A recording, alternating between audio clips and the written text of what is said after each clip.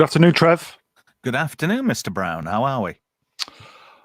I'm okay. Not lying, I've been better, but I'm okay. Are you good? Yes. Yeah. I'm certainly feeling a lot better than I did an hour ago. Anyway.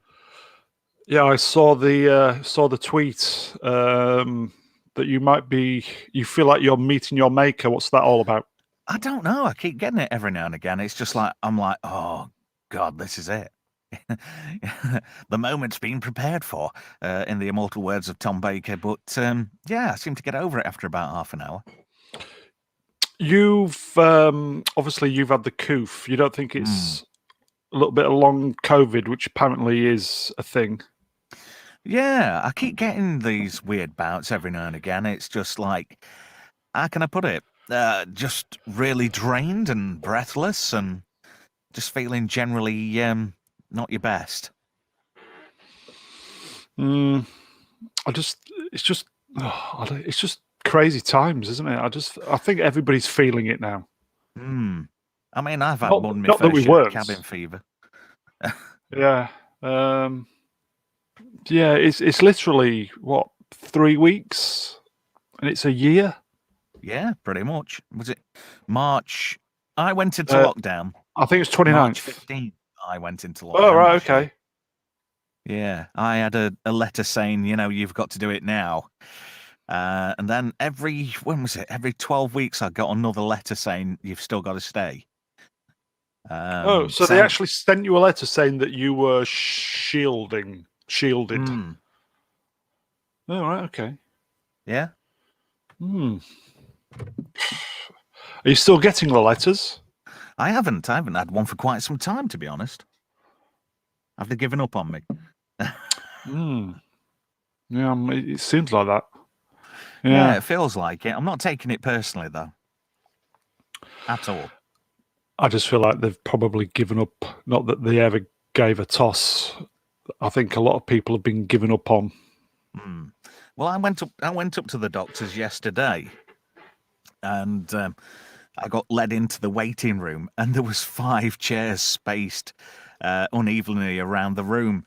And then another chap came in, and I says, "You do realise, don't you, when the music starts, we've got to run round for chairs." And he was just such a miserable old bastard. He just like went, "Meh." I thought, cheer up, you miserable old shit. Oh, you've met me, Dad? No, that's mean. That's unfair.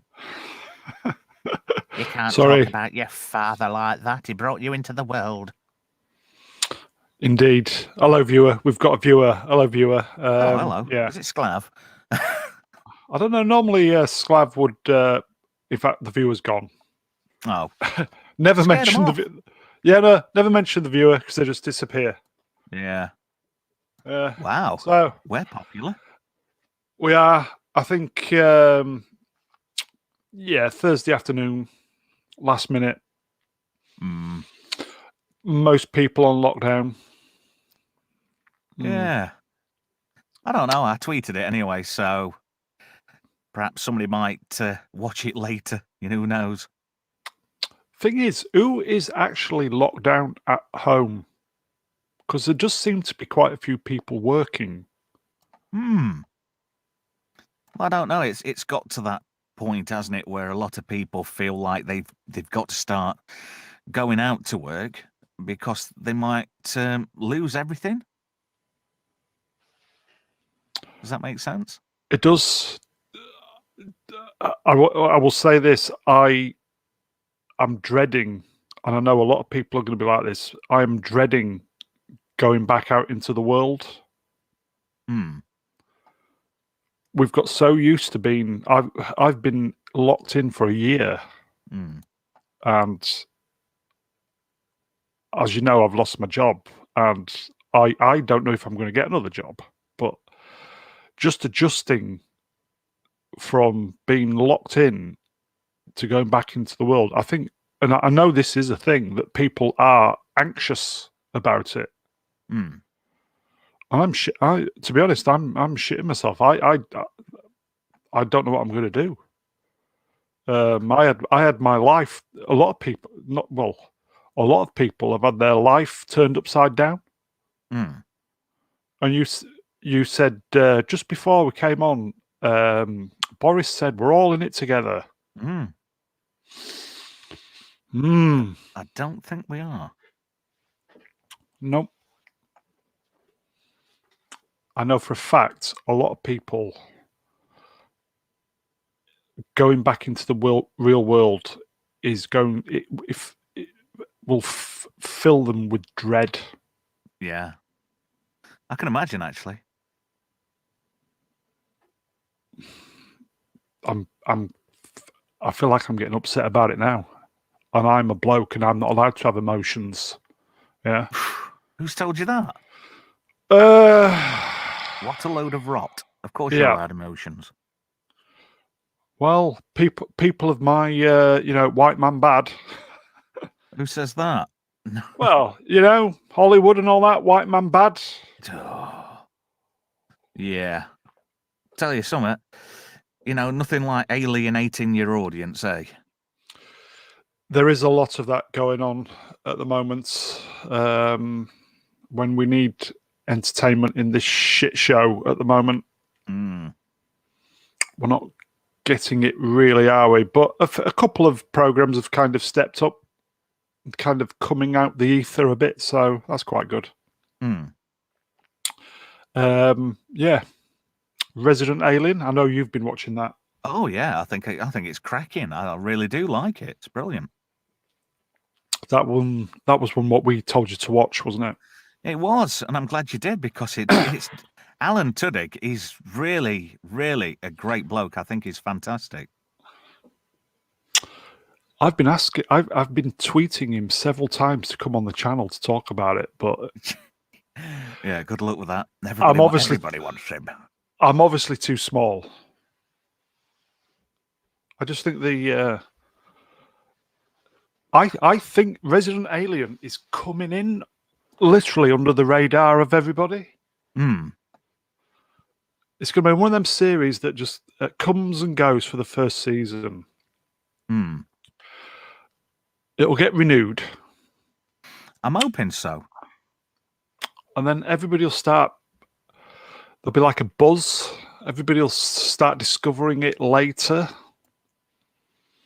And then, everybody will be probably on board for season 2 when it pops up. Yeah, more than likely. Assuming it gets renewed. But so far, so good. Well, if it doesn't, there's something majorly wrong. I like it because it pokes fun, does it not? Pretty much, yeah. There are a few times where you can see the, I would say, kind of correctness in the story, but it's not too bad, is it? It kind of pokes fun at itself, and yeah, a little bit. Yeah, it is entertaining. Yeah, you think Two Dicks is good? Yeah, mind you, I've sort of been a fan anyway because he was Wash in Firefly. He was also Steve the Pirate in Dodgeball. I don't know if you've seen that. Oh yeah, Jesus. Gar bollocks. I thought he's one of those actors. I think he's never going to be a leading man, but he's always going to be there. I mean, fair enough, he's a leading man in Resident Alien, but he's going to be one of those. He's one of those character actors. I mean, he's been in so many things. The amount of Disney films he's been in Wreck-It Ralph, Zootopia, just to name a few. And he's been in quite a few Joss Whedon bits. He was in. Not only was he in Firefly, he was in Dollhouse as well.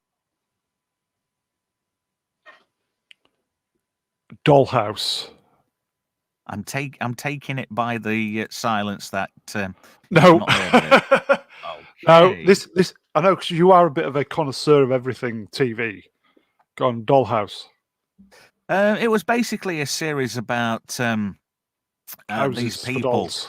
and no, it was kind of like how can I put it? People loaned their bodies out in exchange for something later down the line. And basically what happened were they were downloaded onto a hard disk, and then the brains were wired with what was called doll architecture. and Jeez. it was a bit like Total Recall. You know, things could be implanted into the minds. Right, yeah. So, say they needed somebody for hostage negotiation, they'd copy somebody who'd been trained in hostage negotiation, a bit like the Matrix, where they could download Yeah, information. yeah. But it was like personas with that information and an experience, and they downloaded it into these dolls. Eliza Dushku was one. Oh God, I don't know how to pronounce her name. Deichin Lockman, who went on to be in Altered Carbon. There was also oh crikey, Amy Ackers, who was in was she in Buffy or was she an Angel? One of the two. She was also in Person of Interest. She played a recurring character in that as well. But Tudyk was also one of these dolls, but he was like the one that got out, but he retained all of these personalities, so he became like a mass schizophrenic. If that makes And sense. when was this out? I've never heard of it. Oh, 2007, 2009, All right, between so the it's just a while ago, right? Okay. yeah. If you Was do it a any good? IMDb and you type in Dollhouse, it should come up with it. I think there was 2 or 3 seasons. It got cancelled, I think, and then it came back with like a TV special. Yeah, yeah, it's all right. That's me. Yeah, it's all right. Dollhouse. Right, okay. I may need to check that out then. Yeah. Yeah, I'm just gonna have a look now, see when it came out, because even I'm curious. I know I've got them somewhere. Uh, if you know what I mean. I I'm would love, frantically looking. I'd love Alan Tudyk to come on the channel, take a leaf out of Gina Carano's book and engage with the fan base, as it were. Yeah. Oh, it was 2009 to 2010, Dollhouse, all one word. Right, and how many seasons? It says here there were only 27 episodes. I thought there was more than that. Oh, so that's It basically one says season. here, this is the synopsis. A futuristic laboratory has erased the identities of lost young people and now imprints them with the temporary identities they'll need to fulfill assignments for clients. There you go. So it is kind of, I bet the idea was taken a little bit off the Matrix, where the download. Yeah. Well, I mean, every other week it was Elijah Dushku in knee-high leather boots, so I was there. I wonder why. There was 2 seasons. All right, okay, so not your traditional 22 or 26 episodes, whatever it is. Yeah, because back in the day, your season used to be like TNG used to be what, 20, 24, 25, 26 episodes? Yeah. How the hell they made those? I do not know. I'll tell you who was a regular in the show as well. Tarmo Penniket. Does that name ring any bells? I think I've said his name right. Or it might be Tamo Penniket. Oh, was he? He was Galactica reboot? the geezer out of Battlestar Galactica. Yeah. He was a regular character. Paul Ballard, he played in that, an FBI agent who was trying to suss out what the dollhouse was. Also, he was in Altered Carbon as well. I know I'm a big fan of that show, but it's got a lot of great merits to it. Yeah, kind of not for me. I looked at the first few minutes and I just thought, nah. Really? Yeah, I've told you that before. Just, nah. Just a bit too You are shitting me. Bit too cyberpunk type thing for me. Not my thing. Yeah, not my bag. Oh. I thought that had been right up your street, mister. I can just about handle Blade Runner, but I'm very kind of anti-cyberpunk stuff. Just, nah. I can't say I'm a big fan of the cyberpunk stuff per se. But yeah, alternative future. It's just not me. Rayal Hunnes, hello mate, how you doing? One of our regulars is popped in. Yeah. Hello, sir. Yeah, kind of alternative future stuff. No, I'm a traditional guy. Do you know what I mean? With the spaceships, blue lasers. Well, yeah, I agree. There is that, sir. There is that. There was somebody posted on Facebook today that they were in Asda about to pull the trigger on buying Picard season 1. Oh, fuck's sake. It's so difficult not to let loose, isn't it?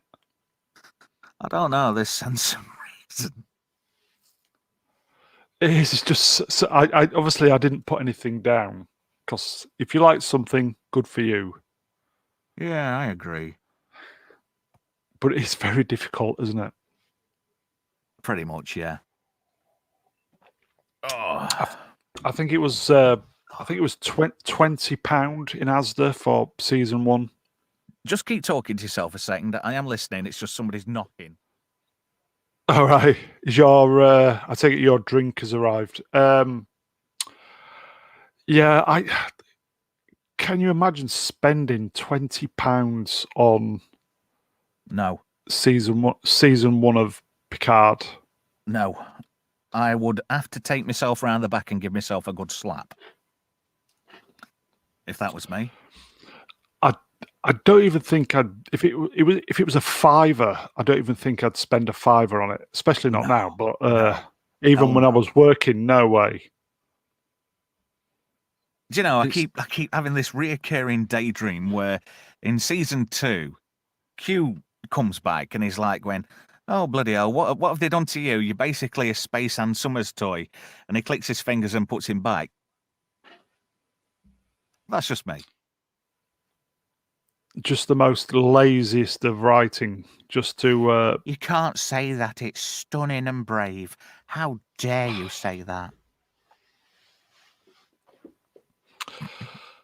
I feel like we need Q now.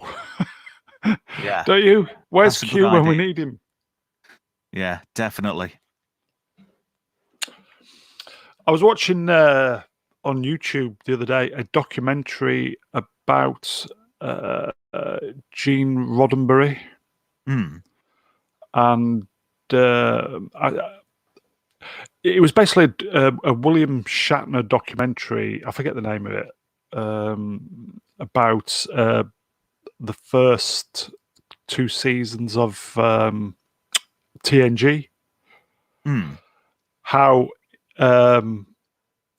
they went through writers like to a penny every day, and it was basically a troubled production. I can imagine. They were trying to stick to the original ideals of Roddenberry. Right. But how could you have a program about a crew that don't have any beefs or they just totally get on with each other? Yeah. Sounds a bit bizarre, doesn't it? So yeah, basically the Borg were brought in as the adversary because effectively all the crew just got along, didn't they? There was no. Yeah.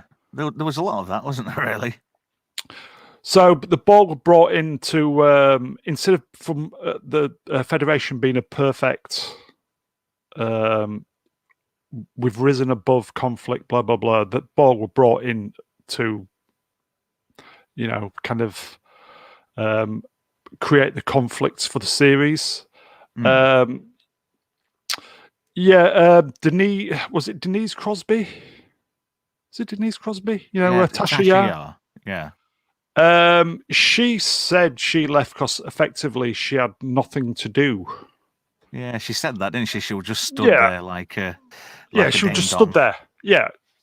And she kind of laughed and joked that they should have just had a Taylor's dummy with the bottom of her legs, because she said she was effectively just sat at the console for 12 hours a day doing nothing. And that's why she left. And Roddenberry was just trying to create this perfect vision of the future. Yeah. It's like, here, just bear with me. In the chat, they tried to make the Ferengi the big lads before the Borg were brought in, which is quite true, yes. There was a lot of conflict going on behind the scenes because I think the writers who were brought in said, "Why can you write about people when there's no conflict with the people?" Yeah. Which is why the first season was very all over the place, wasn't it? Yeah, that's right.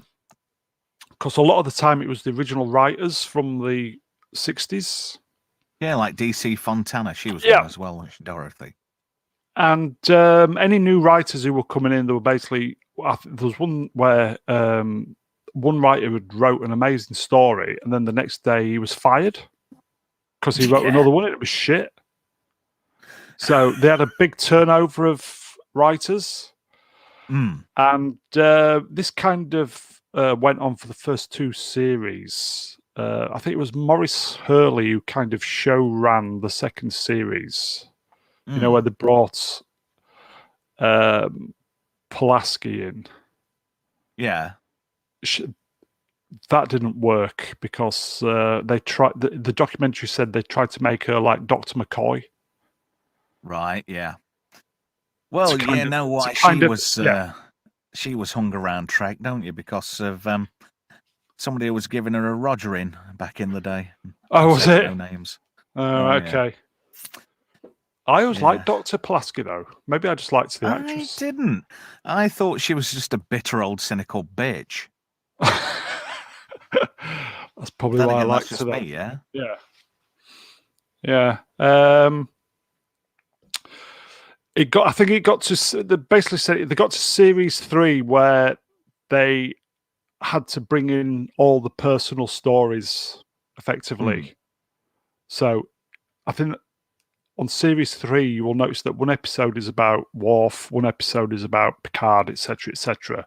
Whereas the first 2 series were about kind of what was going on, if you know what I mean, like adventure stories. Do you understand what I mean? Not personal. I didn't know this until I saw this documentary. So first 2 seasons were about things that were going on, and then season 3 they changed the dynamic because effectively Roddenberry had gone. Yeah, then Berman and Berman and Pillar, weren't it? Yeah, well, Berman was the man, and then Michael they brought was the first officer. They tried to stick to the ideals of Roddenberry and honor him, but they had to bring in the personal dynamic kind of stories about characters each week, which I didn't even notice until I saw the thing. So that's exploring the human condition, which doesn't really fit if you're a Klingon, but they basically I think some of these aliens are analogies for human personality traits. Yeah. Like your Klingons, your anger and your pride and stuff like that. But I noticed something not so long back. I went back, this is before all the COVID rhubarb, so not last year, the year before. I went and revisited Space 1999. Oh, yes. And I saw a hell of a lot of stuff in that. And I thought, hang on a minute, I've seen that in Voyager. I've seen that in DS9. I've seen that in Next Gen. Honestly, I don't know whether it's because of Fred Freeberger being involved with the second season of Space 1999, like he was involved with the last season of Trek, the original series. But I saw a lot of these comparisons. And when you think about it, the Borg are nothing new because you've had the Cybermen for donkey's years, and the Borg are just a rip-off of the Cybermen. They are, yes. So nothing in sci-fi is completely original. It was Maurice Hurley, who effectively, as I said, was the showrunner for season 2 of TNG, which brought in the Borg. Yeah, there was that underlying thing, wasn't there, about all these star bases going missing and people, bases across the Romulan border were going as well. So that makes me think, hang on a minute. So Borg space sort of like is on the cusp of Federation and Romulan space. Yeah. Roddenberry was an atheist. He didn't believe in God. Well, something me and him have in common. And this documentary, a couple of the writers, they found it completely amazing how Roddenberry was an atheist and didn't believe in God, and yet he was the guy who wrote the character of Q, who wrote him as a god, and they just found that amazing. Well, he's an omnipotent being, isn't he? Q is God. Q is God. Yeah, that's interesting. If I was to die and then I realised that there was a god, I'd want him to be John Delancey as Q. Yeah. And then him going, well, Mr. Trev, you've found yourself in a bit of a pickle. Oh, you didn't believe in me. Clicks his fingers, and I become a slug. Real Hunnis says Borg are in first step encounter at Far Point. Really? Where? I know they are mentioned on the last episode of season 1, aren't they? As that planet that had the machine Starbase stuff. Yeah, yeah, that was where Maurice Hurley was bringing them in, because the documentary said, the documentary said basically season 1 was just too. They couldn't sustain the kind of stuff happening in space stories. Yeah, I think they did pretty well, to be fair, for 2 seasons. And a lot of season 1 stuff is a rehash of old original series plots. It is. Like The Naked Now. That's basically an extension of oh God, what was it called? What was that episode called? I mean, even Scotty, when he came back into Next Gen, he even quoted it when he says, we're above the planet, Asai 2000. You remember that one? Where he had to restart the warp engines cold. Yeah, I do. I forget the name. Was it the TNG was The Naked Now, wasn't it? I can't remember the original. But it was, know the one I mean, though. This is why The Naked Time. Yeah, that might be it. Yeah. Yeah, there we go. Yahtzee-istophobe. Hello, mate. Yeah, The Naked Time. You sank my battleship. They did. They did. Oh, Real Hornes mentions Tech Wars. Did you ever see Tech Wars, the Shatner books? They made a TV show of it, a very short-lived one. Yeah, I never watched the TV series because it was always kind of on at obscure times, wasn't it? And yeah, well, Lexa Doig was in it, so I used to watch it. That was Romy out of what you call it, wasn't it? Oh, yeah, Mrs. Shanks. Yeah. Who was was Romaine Lead? She was in the reboot of The Professionals as well, with Edward Wood. Really? Yeah. I only watched a couple of episodes. It's on Amazon at the moment, but I only got a third of the way through because the new Bodie and Doyle were that wooden. It was a joke. It's like even Edward Wood was like, Edward Wood, even I can't say it. He was like, shit, I'm just here for money. You are woo-woo. The mega geek who comes on here occasionally says, it was written for the American audiences and it just didn't work. What? The new Professional thing, yeah. Bob's? Yeah. Yeah, it was shocking. I remember watching it. I think it was on Sky, That's right. It was back in the day. late 90s. I just remember it as being shite. Yeah, it was. It could have been done a lot better. You know, if they'd have brought Bodie and Doyle back, and perhaps Bodie had have been the new, not Gordon. What was Gordon? Mr. Cowley. If Yeah, he'd have been the new Mr. Cowley, I some think that kind of would have, continued. Yeah. some continuation from the original series. Or Gordon. I think Gordon Jackson was dead by the time. Because he was. died early 80s, didn't he? There was a spate of celebrity deaths like 2000 and when was it? 90? No, what did we have that year when all the celebs were dying? Was it 2016? There were a few, yes. Yeah, because like all the celebs were dropping like flies. But They I were. remember the early to mid 80s. You had all these big celebrity deaths. You got your Tommy Cooper, Leonard Rossiter, Gordon Jackson, and loads of others. They were all like just dropping. I think there's a story with the repeats, isn't there, for the professionals? That was it Martin Doyle? What's his name? Not Martin Doyle. Martin. What's his name? The guy Who played Ray Doyle? Martin. Bloody hell. I know, this is old men live on air.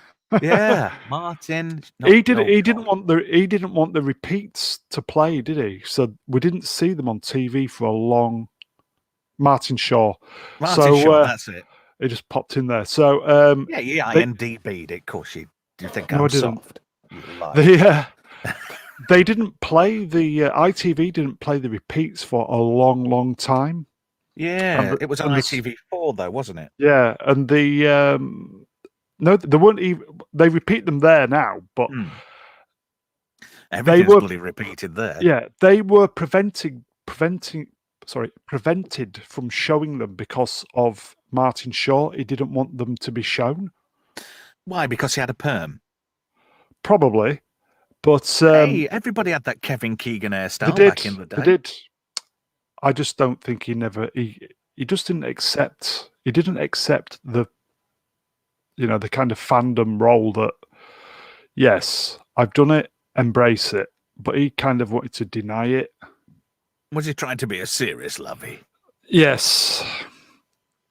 The story was he found out that Gordon Jackson's widow, is it widower? Widow. We'll stick with widow. Yeah. Was effectively penniless. Oh, right. So it was basically taking a hit for the team because she wasn't getting the residuals? Yep. And he found out about this. And the moment he found out, he said, okay, play them. Right. So there you go. Yeah, she apparently she was not managing. Yeah. Yes. Oh, right. So I wasn't laughing then. I was trying not to choke. Yeah, I know. For me, The Professionals, great program. So many people. I know Rayal Hunnis, he loves it. Do you know something? Like when they bring something back, the only thing I watched when it was like the new, as opposed to the new Professionals, the new Avengers, and the only reason I watched that wasn't because of that man who used to magic the beans, if you know what I mean. Only people of a certain age will get that. Yeah, Gareth Hunt, who's sadly no longer with us, but Joanna Lumley, as got Purdy. Oh yes, the new Avengers was fantastic. Joanna Lumley. Oh, I'd like to rub your legs, Joanna. If I could go back in time as anything, I'd like to be Joanna Lumley's knickers. No, she honestly, back in the day, she was gorgeous. She was, mate. But I know there's people older than me what would think she's a gigilf. Oh, Jesus.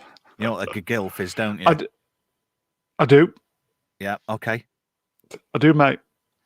What? She was considered as the role of the Sixth Doctor. Really, Artsy? Really? Boy, that's going back. That's Baker's age, isn't it? Hang on a minute. No, Baker's was era. 4. Yeah. 5. So basically, where Colin Baker was. Wow. Rayal Hunnis says you're toxic. He's got your number, Who, pal. me? Yeah. Really? Yeah, Am he's I got your number. toxic? Am I toxic? Am I one of these, I don't know, dirty old men, old dinosaur? I'm an anachronism, is me. There we go. I did an impression of my dad there. We're all toxic. Did you like the new Avengers? I thought it was amazing. I loved it. Yeah, up to a point. Gareth Hunt was a bit Gareth Hunt. Patrick McNee. Yeah. Such a great actor. Yes, pre-Battlestar Galactica. When he was in Battlestar Galactica as well, I thought he was such a great. He just emanated, wasn't he? He just emanated warmth, didn't he?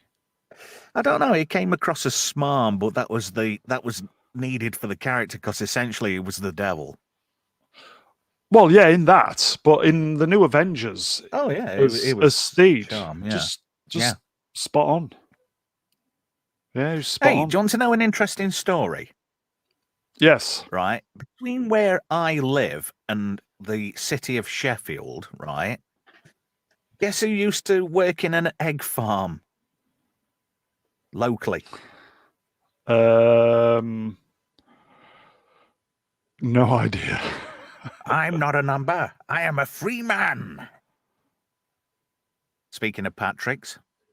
Patrick McGowan. McGowan, yeah. He used to work at a chicken farm between where I live and Sheffield. Isn't that bizarre? So he must have lived quite close to where I lived. But then again, a lot of famous people sort of come from this neck of the woods. Like a very famous character actor who went on to be a Doctor Who shortly. He's very famous for another role as well. Laying on a table going,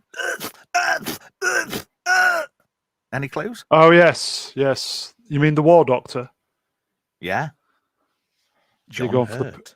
The great Sir John. What? He was born about 25 minutes away from where I am. In fact, guess who else is from that same place? Not Chris Quentin. No. Jason Statham. Oh, is he? Yeah. I like Jason Statham. Yeah, they're both from a town called Shirebrook, which is sort of between Chesterfield and Mansfield. It's not a nice place. It's not. It's not. No, a nice place. It was quite. It had a really bad reputation at one point. If you wanted your knees breaking, that was the place to go. Jason Statham. I know a woman who lives at the bottom of my street, and she sounds just like him. She's almost as scary. God. Oh, really? She comes. She used to, when we used to go to the pub, she used to walk in drunk and go, "You're gonna buy me a pint, or I'm gonna have to fucking break your legs." No, I'm going now. I thought he was a Londoner. Just shows what I know. So he's from your neck of the woods. Well, thereabouts. Yeah, he's from Derbyshire. Yeah. Strange but true. Yahtzee, you'll like this. Here we go. Oh, yeah, Sapphire and Steel. It was a bit bizarre, though. It was a bit headbendy. I've not seen it since it was out on TV, which... I tried watching 70s, it. Early 80s? I tried watching it on YouTube, and I found it hard going. But there's one role David McCullum was in, and it was we're not talking Man from U.N.C.L.E., but there was one TV show he was in, and he was really, really underserved, and I thought he was brilliant in it. Go on, have a guess. Late 70s, American. I thought you didn't see him enough in it, to be honest. You know what I'm on about. Invisible Man. Have you seen him? In The Invisible Man? No, he was great. Have you seen The Invisible Man. Have you seen him? Who? The Invisible Man? Yeah, I've not seen him lately. Oh, Invisible Man. Oh, by the way, he's leaving Friday.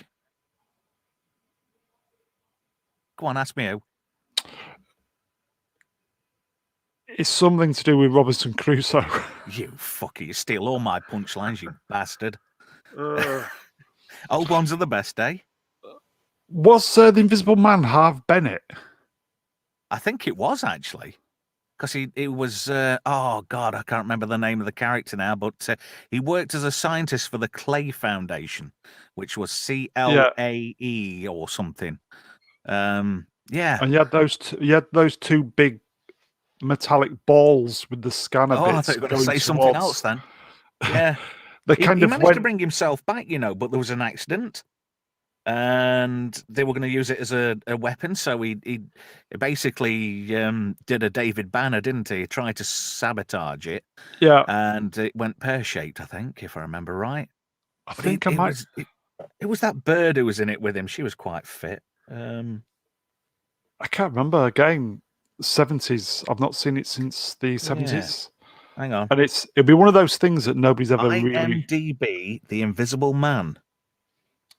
Here we go. No, not 2020, you dumb bitch. Yahtzee No. Istaphobe doing the rubber mask thing long before Tom Cruise. Hey, it was good. Yeah. Hang on. And then let me that try kind this of again. and then that kind of IMDb, David McCullum, The Invisible Man. was that before or after the Gemini Man? Because that was I think similar, it was wasn't it? Yeah. Melinda O'Fee. Yeah, I noticed he'd got like a really big haircut to accentuate him taking the mask on and off. Oh yeah, it was like kind of a bob. It was like a bob cut, wasn't it? Yeah, a 70s bob. It was like a cat weasel haircut, wasn't it? It was, mate. How many series did it go for? I was just looking through who was in it, and let's see, full series cast. It was on BBC, if I remember, but it was on BBC Two at 6 o'clock. There was one season of 12 episodes. I thought it was on prime time. No, it was BBC Two, and it had a run of retro stuff around 88 to 90. No, are we talking Invisible Man? That was on primetime TV. I remember because I remember watching it in the 70s. I think it was on BBC One, primetime. Oh, it might have been. You know when they used to show the American stuff? Oh, yeah, that was Saturday tea times, like when Wonder Woman used to come on. And yeah, stuff like that. I'm Dukes sure of that. Hazzard. Yeah. I'm sure the Invisible Man was during. Might even been a Friday night. I don't know. I saw it midweek. I think it was either on a Tuesday or a Wednesday on BBC Two at 6 p.m. See you next Tuesday. What's this? Oh, Demon Size here. I'm listening, bit busy, but I've got you on in the background, loving it. RE6 incoming. Ah, yes. Good man. It's all right. Yes. Reading between the lines. I like RE6. We get to talk about Mary and Joseph in RE6. I don't know what it is. Religious education, you fool. Religious education. What's RE6? Well, if you don't know, I'm not telling you. I don't. President Alien. Well, surely that should be I know what he's on about. RA. RA? Why? What's up with RA? Resident Alien. Okay, I'll just ignore that one. I've seen it swap shop. It was okay.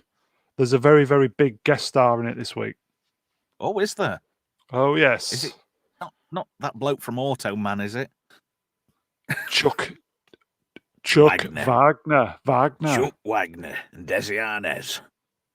Next on Yorkshire Telly, it's international dart throwing from Harrogate in association with Lard. I used to think Auto Man was fantastic. It was really good. I liked it. Yet another Glenn A. Larseney ripping off Tron.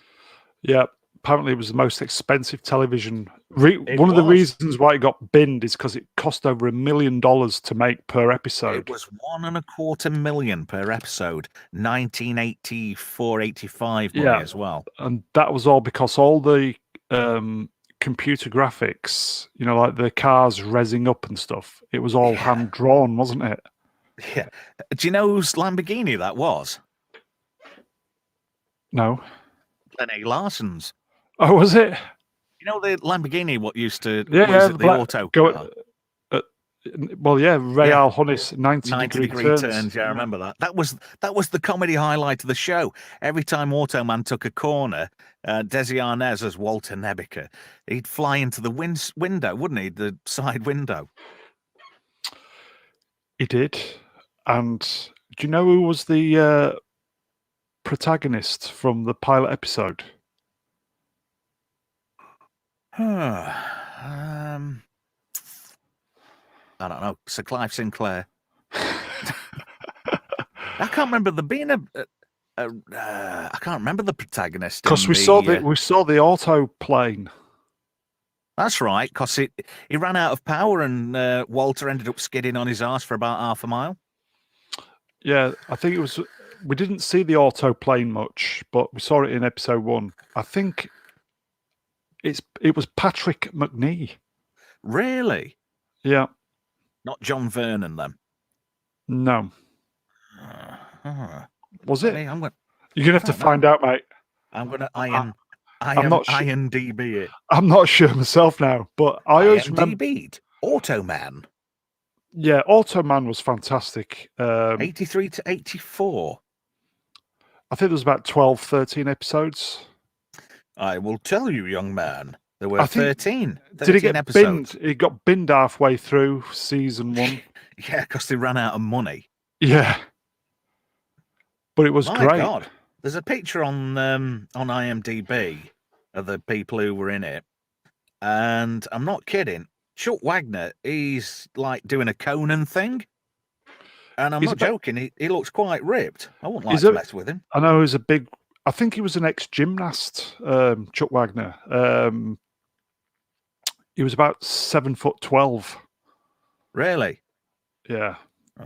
Big motherfucker. I know my mum used to make us watch it because I think she took a bit of a liking to him. Oh, yeah, he was a good-looking bloke, yeah. Well, I'm not that way inclined, but yes, you're right. Patrick McNee, he was the protagonist. Antagonist. See, I'm full of useless information.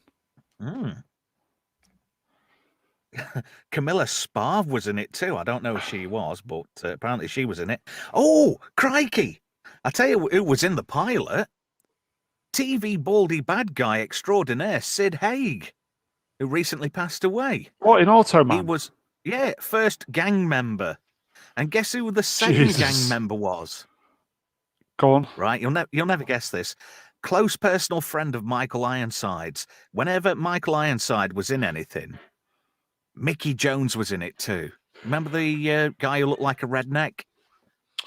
The guy out of he was the redneck in V. Yeah, that's right. But how Michael Ironside was Richter in Total Recall? It's fucking brilliant. Yeah, go on. You know how Richter was Richter in Total Recall? Yeah. Well, Mickey Jones was in that too. You know where Doug Quaid escapes? Quaid! Yeah. Oh, stop with that fucker, will you? You know how he escapes the Mars bit, where they're all going to get sucked off? Yeah. You know, when they shoot the glass. That's it, yeah. You know when it's on like that metro train thing? Yeah. And he goes, "What's that?" And he goes, "That's the pyramid mines. That's where they found out that alien bullshit.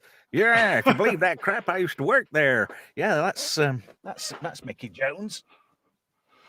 Come on, we have to get to the reactor. What reactor? Aliens build it. I love that. That's one of my favorite lines.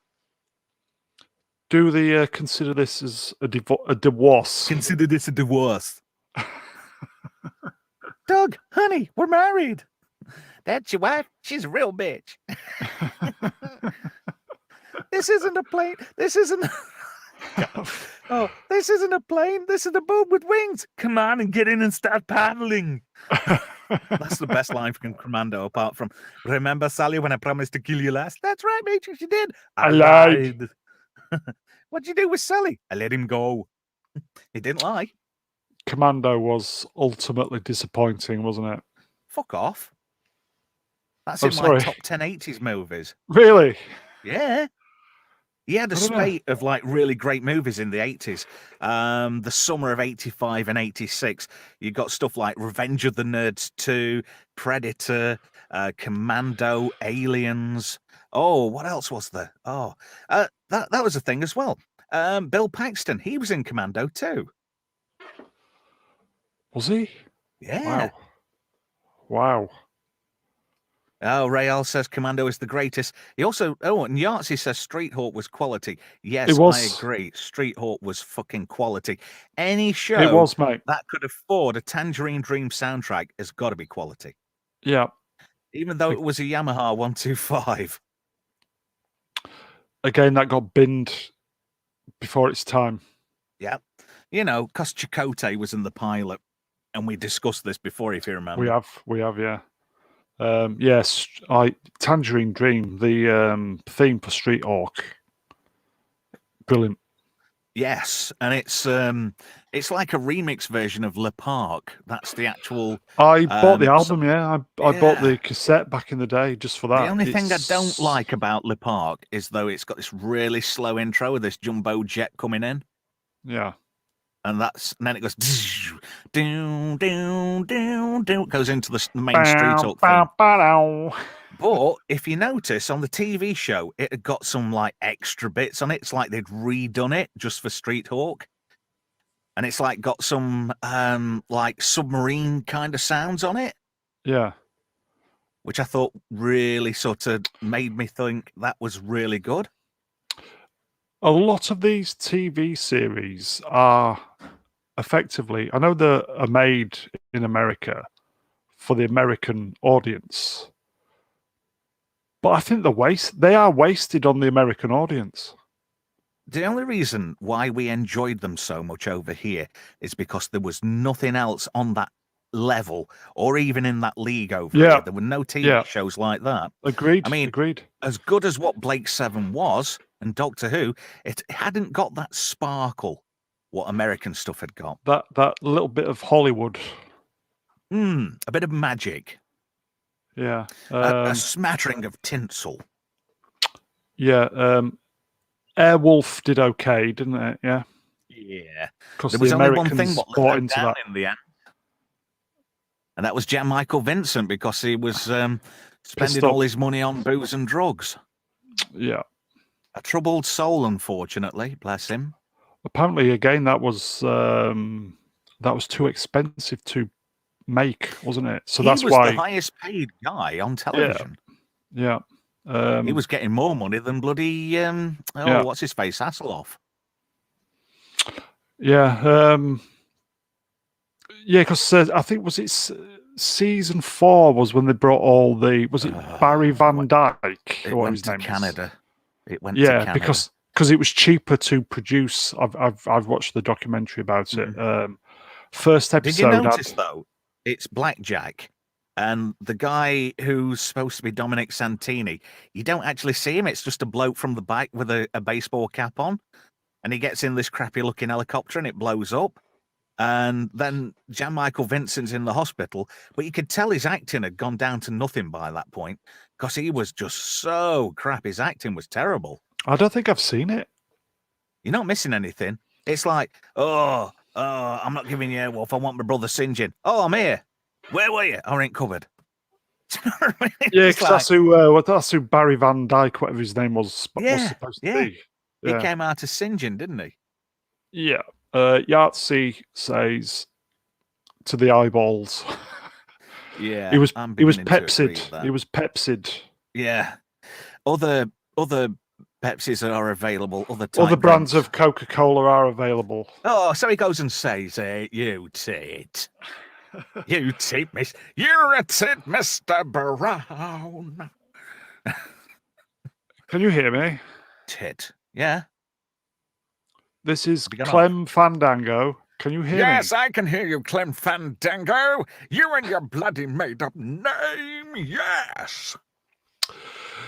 So, Ray bloody Purchase. what did for Airwolf was it became too expensive to produce, which was a Well, shame. yeah. I think maybe Donald Belisarius had like thought, look, our star of the show's kind of selling us down the river somewhat. Do you think that was It's a lot to costing, do with it as well? yeah. It's costed too much to make. Tell you what, I'll just sell it on. And the Yeah. helicopter that was Airwolf came to a very sticky end. Yeah, it crashed, didn't it? It crashed into it on a Swiss mountain. Yeah. Killing the pilot, apparently. Well, nobody came away from that one. No.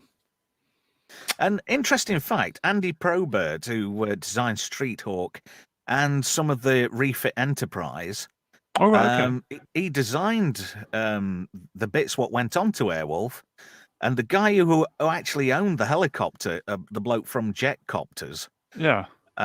he said it actually flew better with the Yeah, modifications. I read that. I read that the weight distribution and everything was better with the extra bits, and it flew better. Yeah. Amazing that.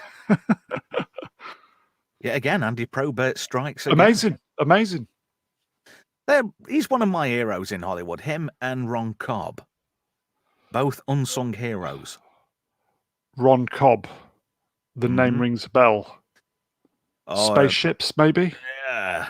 A lot to do with Alien. Educate me. In fact, he's been involved in a lot of productions. In fact, there'll be a lot of things that, tie directly into Ron. Ron Cobb. Name some of the stuff he's done. I struggle. I know he came up partially with the design of the Nostromo, if I remember right. Right, okay. Let me just have a quick look. Let me have a look on IMDb. Let me type it in. Was he British or American? American. Ron Cobb, 2 Bs. Oh, production designer on Conan the Barbarian. Producer on Tales from the Dead Zone. Oh, hang on, that's a different one. Yahtzee Istaphobe says, do you remember a US cop series called Holmes and Yo-Yo? One of them was an android. Shit. He died last year. September 21st. Oh my God, he was born on September the 21st. And died? And he died on September the 21st, age 83. So he died on his birthday? Yeah. That'd be a downer. Oh my God. Actually, it says here, trivia, Ron Cobb was actually slated to direct E.T. in 1982, when the name was Night Skies. However, Steven Spielberg got the script rewritten in a more personal format and chose to direct it himself. Huh. Ronald Ray Cobb. Yeah. Oh, he was born in LA, and he obviously moved down under. He died in Sydney. So what stuff has he been involved with? Right. Are you ready? Let me just go through it on here. Conan the Barbarian, Aliens, Indiana Jones, Back to the Future, Lodestar, whatever that is. Lone Star. That's that Greg Evigan. No, Lodestar, not Lone Star. Oh, sorry. Garbo, Southland something, Firefly, The 6th Day, Titan AE, Space Truckers, underrated film, Total Recall, Robot Jocks, The Abyss. I'm just sort of cherry picking here. Oh, Alien, Star Wars, True Lies. Not sure what that is. Leviathan, which is Peter Weller. Last Starfighter, Dark Star. Get in. Yeah, that just to name a few. There you go. The more you know. Ron Cobb. And I don't know if you've ever seen, it goes around every now and again. There's like an image of the infographics used in Alien. Like, this is a door, this is an airlock. Oh, yeah. All that type of, yeah. Histograms, I don't know what it's called. But anyway, he designed all those. I know I've tweeted it a time or two. That's with, I think, Euro style or microgramma typeface. That kind of, yeah. It looks very Designers Republic, if you... Yes, yes. I'm sure you do, being in the industry and all.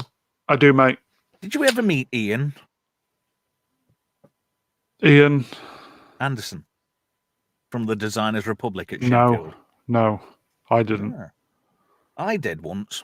I got him to sign a video game he'd done all the design work on. Well, the Designers Republic had, anyway. That was, what was the name of the game? The Wipeout first 3. Yeah, Wipeout. I think they used to do all the I think they did first one. Did they do all the Pop Will Eat Eaters, Itself? yeah, and World covers as Record well? stuff. Yeah. Aphex Twin, I think they designed their logo as well, didn't they? Somewhere. Are they still going? Yeah. Well, he is. Jeez. Yeah, people think it's a twin, don't they? But no, it's just a guy. Warp Records. I've been in there loads of times in my younger days. Okay, now that's going back. Having lived quite close to Sheffield at the time. That's going back to the early 90s, late 80s, early 90s, isn't it? Because Designers Republic in the early 90s were the go-to guys, weren't they? Oh, yes. They were indeed, but look where they are now, non-existent. Well, I'm sure he made his money. Oh, yeah, of course. Anybody who becomes the in-graphic designer. And basically, all it was let's just use Arial. Yeah, just bung Arial. You know, these people what call typefaces know these things. But if you call them a font, then you don't know anything. Indeed, everything was in kind of microgramma and Euro style. So, yeah. I bet you worked in an industry where they weren't called fonts. Did you look down on people what called them fonts? Were you a snobby graphic designer? Not really, no. Oh. No. I know quite a few graphic designers, if you said font, they'd give you the look of death. Well, I've worked with a few graphic designers who didn't even know, they couldn't even recognize any fonts, because there should be at least some, you know, at least a good dozen or so fonts any decent designer should be able to see. At least Cooper. Come on. And this bloke didn't even know any. But there you go. Hey, I've got one for Demon Scythe. He says he loves the designers, the public stuff.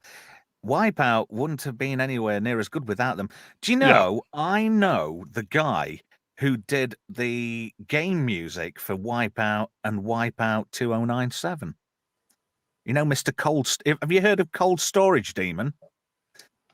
Let's see if he knows this one. Let's see if he's heard of Cold Storage. Because I'm actually friends with the guy who did the music for those games. Wow. Yes. He did the music for Lemmings on the Amiga as well. Jesus Christ. I know a lot of these people in the video games realm. They're still classed as superstars in the retro gaming fraternities. But they've probably not done anything for a while. Yeah, but the thing is, a lot of them now, they're really, and they always have been, down-to-earth guys, and they're just on everybody else's level, so they come to these, like, gaming things, and you can sit and have a pint with them. They're all right. In fact, they'll quite happily let you buy them a pint. I'm sure they would. Yeah. I know quite a few of the old-school gaming programmers, like people who did stuff with the ZX81 and the Spectrums, you know, Sinclair and whatnot. Wipeout 2097 is where I learnt of Red Bull. Yes, that's a good point. Blimey, not heard of it. Yeah, Cold Storage is a guy called Tim Wright. He's on Facebook. He's a good lad. He's also a radio ham as well. He actually lives in Switzerland now. Well, he works in Switzerland. There's me telling everybody on the internet about some guy who they don't know, and I'm probably telling too much anyway. Because Wipeout was a game to a generation, wasn't it? It was indeed. Yeah. In fact, I remixed and redid one of his tracks, and we did it on a Commodore 64. and it was all done on SID chips. So it sounded like proper 8-bit. Well, it was proper 8-bit music. We had to downsample everything down to stupidly low resolutions just to Oh wow. play it in, I think it was SID Tracker or something like that. Are you musically talented? Of a fashion. Of a fashion. I always wanted to produce music, but I just don't think I'm talented enough to do it. I don't know. I think what's doing me these days, my hearing has gotten to a level now where I couldn't produce stuff to the quality I could do 20 years Yeah, ago. because you can't hear the top end. Yeah. Well, it's not just that. I mean, I still got like loads and loads of plugins and stuff, and I do stuff in professional music software. Right. But it's like audio stuff now and adverts and Oh, okay. jingles and stuff like that. But I've got to the point now where I'm having to produce stuff to the buggery to hear it properly. And I was listening to one of my productions earlier on the radio. Yeah. And I just thought, God, that sounds dead out. As soon as I heard it, that sounds out of phase. You know, and I unintentionally made an error, but it's good to actually hear it so you can remedy these things later. Yeah, I know as you get older, your hearing, the top end goes down, doesn't it? So you can't hear it. I'm a sod for plugins as well. I really am a big fan of audio plugins. What software do you use? I used to use one called Pro Tools. Oh, right. Ooh, wow. That's got too expensive now. I mean, I've still got it, but a really older version called 8.1 LE. It's now on something like 14, but it's like £500 just to buy it. So I went with a software package made by some people who used to be involved with Pro Tools. And they do one called Reaper, and it's multi-track. Oh, okay. And it comes with a load of plugins as standard. And I bought it, and it was $60. Bargain. Yeah. And it's spot on, yeah? I'm getting my head around it. I've only had it about a week or so, but it's like 90% of it, it's intuitive. If you've used what they call a DAW now, yeah, a digital audio workstation, it's a lot of the stuff. You've got a feel for it as soon as you put your hands on it. You know what you're doing. Yeah, I started using Ableton during lockdown. I've not done anything for a while. Maybe I should start doing stuff again. I always found that a bit hard going, to be truthful. At the beginning, yes. At the beginning, it was. But once you get your head round how it operates, it's fairly easy. A lot of people swear by it. I know Fred Folk uses it. It's good. It is. It's good. I'd love to produce stuff, but I just don't think I've got the talent, or I would need somebody.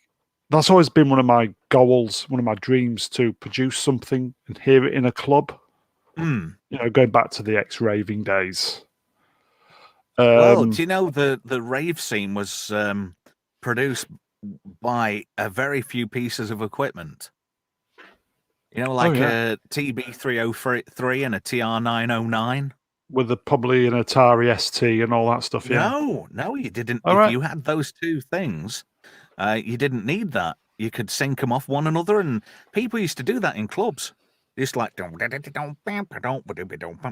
be doing it live. Ah, the good old days. I've seen it done in places like the Palais at Sheffield, and yeah, performance, yeah. Raves were a good laugh, especially when you used to go for a waz and get followed in by your obligatory drug dealer. Oh dear, I know. You know, you've been to a rave when that happens to you. Yeah. You want to buy some whiz? No, you're all right. I've been to a few in the time. Happy days, want some mate. whiz? No, I've got Iron Brew, mate. What? Happy days. Selling that outside. Happy days. Sell that outside. Shall we call it a draw there? Because I was going to. Yes, Real Honis, Guru Josh. Yeah, don't mention that to a mate of mine. Oh, we got ripped off by him over a remix, Josh. But we won't go there. Okay. Apparently he's not a nice chap to deal with. Oh dear. By all accounts, I can neither confirm nor deny. Yeah, massive track during the day that was back in the day. Yeah, I listen back with it now and I just think cringe. Yeah, was that the Party Line? No, it's that. That's the one. And it was Don't. remixed You'll many get years a later. shutdown. You'll get a shutdown copyright strike. I don't think it'll matter anyway. Okay, shall we call it a draw there, Trev? Yes, indeed, matey. Thank you very much for your time, sir. I was about to say the same to you. Thank you, Trev. You're welcome. And you. Everybody in the chat, just a low-key one today, just a little bit of a chit-chat to kind of chat the blues away, as it were. I know everybody's, myself included, is struggling with what's going on. It's just a complete shower of shit at the moment. So I'll just thank you guys for popping in. I hope you're all keeping very well, and all I can say is we will, if you lock down, or we'll get through this together by hook or by crook. So once again, Trev, thank you very much. And you, matey, and thanks for everybody else who's tuned in as well. Yeah, all the guys, Real, Honis, Demon, Yahtzee, and the Ghost of Sclav. Unwarranted, yes, the Ghost of Sklavko as well. I'm sure he'll watch us on catch up. So I will thank everybody, and we'll pop up at some point. Take care, guys. See you soon. Thanks, bye. Bye.